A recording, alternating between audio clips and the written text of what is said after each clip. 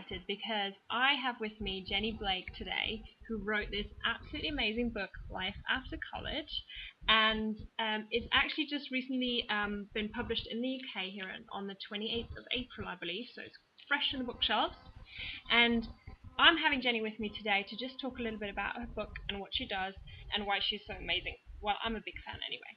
So, hi Jenny, thanks for joining me. Do you want to tell us just briefly about, who you are, why you wrote this book, and what you normally do? That would be great. Sure.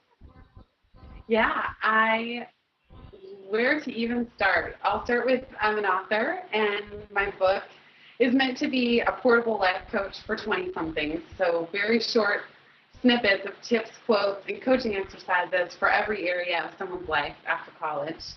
Great. I've been working on the book for almost 3 years from the time I started to the time that it actually is now out, which is really exciting. And I've also been working at Google full-time for the last 5.5 years. I'm on a 3.5-month leave right now while I'm on the book tour, but my role was career development and helping to manage the Authors at Google program. That's really awesome. Thank you very much for that, Jenny. Obviously, you must have had quite a crazy time with your book launch. Do you know what made you actually really want to write this book in the first place? Tell me a bit more about that.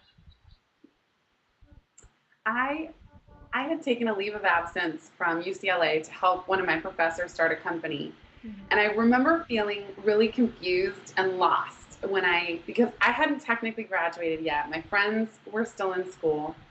And so I was reading all of these books on finance and leadership and business and happiness, personal development.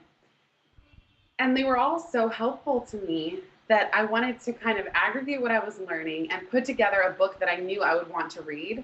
And to me, that means a book that is interactive, something that has some tips and guiding principles and things that have helped me be successful, but also the coaching exercises for every area of someone's life, because there are so many books that are just focused on career or just focused on money.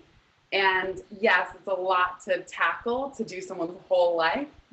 But I felt like we are more than our jobs, we are more than our bank account, and I really wanted to help people capture what they want to create in their lives overall and focus on the big picture and eventually, get down to the nitty-gritty details too. Yeah, absolutely. Yeah, so really what you were thinking is that people use this book not just, to read through and sort of have a think about what they want to do with different areas of their life, but actually get going and set themselves goals and go through some of your exercises as well. Is that right? Yeah, absolutely. Cool. So what do you think is the most important piece of advice that people should take away from your book? The biggest piece of advice is don't wait for permission and don't wait till you have everything figured out to do something that you're excited about. Absolutely. And sometimes people feel pressure that, I've got to know what my passions are right out of the gate, or I'm not experienced enough in my career to do X, Y, or Z. The biggest advice I have is to go after what you want, and so much more is possible than we even realize. And that, I'm sure, is a lot of what you do as a coach. Absolutely. Which is to help people see that they're capable of so much. And if we can just get a few of the kind of limiting beliefs out of the way, put a few practical plans in place, then most people will be off to the races. And that's kind of what I want to say with this book is just go for it. Whatever you want to create, go for it. What my clients mostly struggle with, though, is what that actually means to follow your heart. How do you make sure that you follow yours, or what makes you know that you're kind of off track? I just have a feeling in my gut. I'm really learning to listen to my gut. And the Martha Beck, who I know is a coach you're familiar with, she's written some of my favorite books.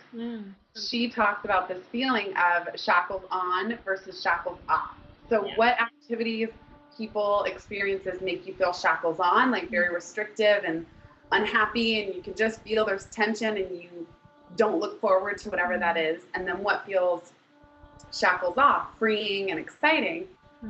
And I think of this like revamping your wardrobe. You've got to look at in your life where you are today, what is working and how can you get more of it, and what isn't working and how can you get rid of it. Just you've got to get rid of the old stuff that isn't working to make room for the new.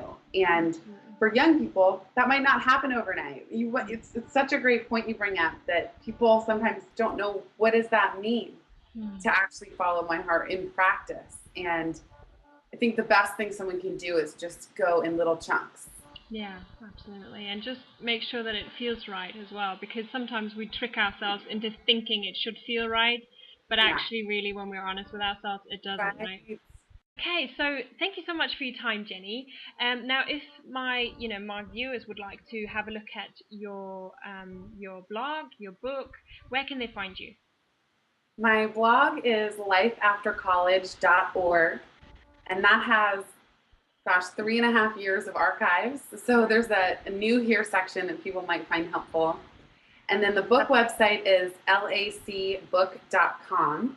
That's where you can see the book trailer video and learn more about the book. And I'm on Twitter at Jenny_Blake. So I would love to connect with any of you who are watching. Oh, brilliant. That's amazing. And I shall post the link to the UK Amazon page where you can buy Jenny's book. I've read it. I really loved it, and I think it's really hands-on. Thank you so much for writing it, Jenny, and thanks so much for your time as well. Lots Thanks of for love to New York. having me. Bye. Bye.